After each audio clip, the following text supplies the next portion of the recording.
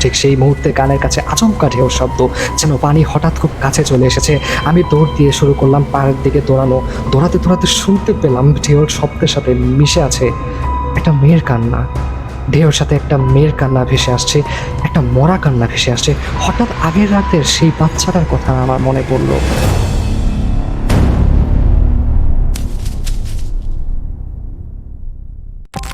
সবাইকে স্বাগতম করছি হন্টেড স্টুডিওর আরও একটি এপিসোডে। আমি ইব্রাহিম আছি আপনাদের সাথে। আশা করি আপনারা সবাই অনেক বেশি ভালো আছেন এবং ভয়ের রাজ্যে হারিয়ে যেতে আপনাদের সবাইকে স্বাগতম। দারুণ একটি ঘটনা নিয়ে আপনাদের সবার সামনে আবারও হাজির হয়েছি। ঘটনায় চলে যাওয়ার আগে আমি একটু বলতে চাই যে আপনারা যারা আমাদের শোটি শুনছেন, কেমন লাগছে হন্টেড স্টুডিও জানিয়ে দিন কমেন্ট করে।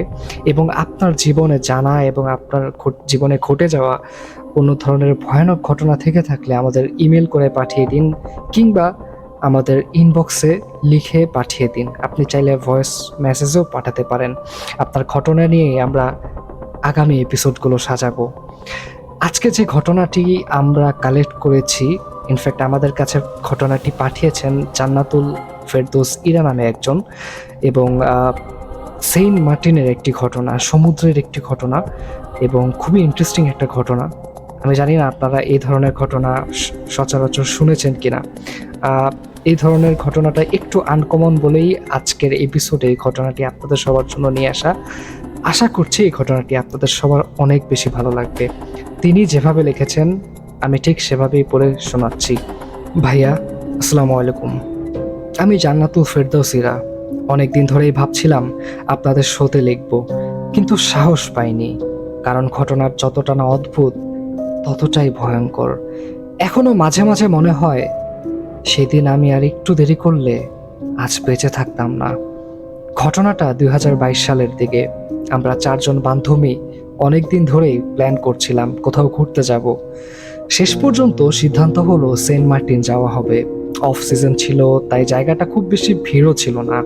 আমরা পৌঁছে একটা কটেজে উঠলাম। সেটা মূল বিচ থেকে একটু দূরেই ছিল। জায়গাটা শান্ত, নির্জন, আর আশেপাশে খুব একটা বেশি মানুষ ছিল না। প্রথম দিনটা খুব ভালোই কাটলো। বিকেলে সমুদ্রের পাশে হাঁটা, ছবি তোলা, গল্প করা, সব মিলিয়ে একদম পারফেক্ট একটা দিন। রাত নামার পর ওরা 3 জন রুমে গল্প করছিল, কিন্তু আমার কেন জানি একটু একা হাঁটতে ইচ্ছা করছিল। তাই কাউকে না বলে বের হয়ে গেলাম সমুদ্রের পাড়ে। সেখানে কিছু চেয়ার ছিল ভাড়া করার জন্য। একটা নিয়ে বসে রইলাম। চারপাশে অন্ধকার, শুধু দূরে দূরে কয়েকটা লাইট। সমুদ্রের বাতাসে একটা অদ্ভুত শান্তি ছিল। ঠিক তখনই খেয়াল করলাম একটা ছোট্ট বাচ্চা ছেলে আমার কাছাকাছি দাঁড়িয়ে আছে। কখন এসেছে বুঝতেই পারিনি। সে খুব স্বাভাবিকভাবেই কথা বলতে শুরু করলো। কোথা থেকে এসেছি, কয়দিন থাকবো, এসব জানতে চাইলো। আমিও গল্প করতে লাগলাম। হঠাৎ সে বলল, আপু, আপনার মতো একটা দেখতে মেয়ে কয়েক বছর আগে এখানে ডুবে মারা গেছিল। আমি প্রথমে ভেবেছিলাম সে মজা করছে, কিন্তু সে খুব সিরিয়াস গলায় বলল, সবাই বলে আত্মহত্যা না, সমুদ্র থেকে কিছু একটা তাকে টেনে নিয়ে গিয়েছিল।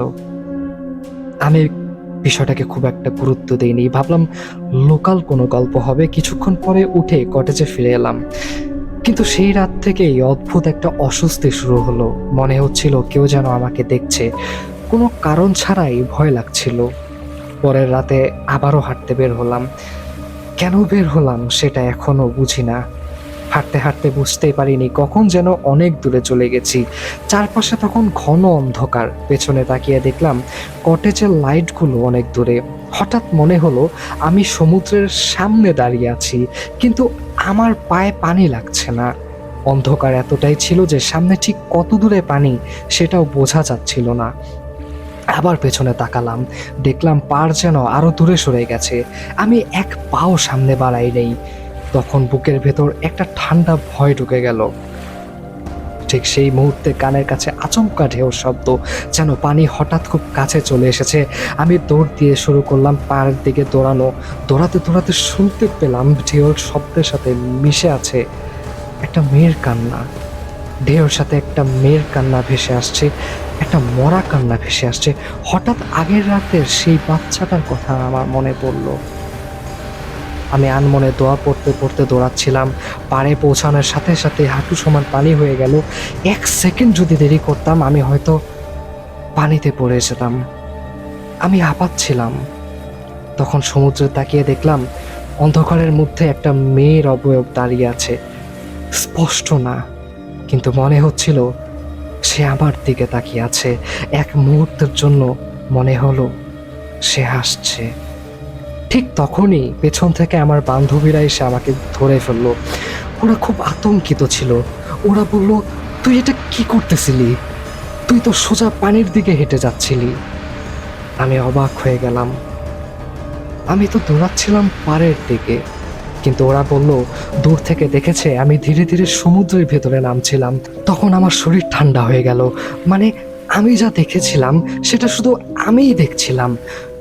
পরে স্থানীয় এক লোকের সাথে কথা বলে জানলাম অমাবস্যার রাতে সমুদ্রের উত্তর দিকের পাড়ে যেতে নেই, কারণ সেখানে নাকি কিছু একটা থাকে। কি থাকে সেটা কেউ স্পষ্ট করে বলতে পারে না। শুধু এতটুকু, যারা যায় তারা সবাই নিজের পায়ে যায় না। এই ঘটনাটার কোনো ব্যাখ্যা আজও খুঁজে পাইনি। শুধু মনে হয় সেদিন যদি আমি পেছনে না তাকাতাম, হয়তো আজ এই মেলটাই লিখতে পারতাম না। জানি না কেউ বিশ্বাস করবে কিনা। ভালো লাগলে শেয়ার করবেন। এই ছিল ঘটনা। তিনি ঠিক যেভাবে লিখেছেন আমি ঘটনাটি সেভাবেই পড়ে শোনালাম। কেমন লেগেছে এই ঘটনাটি?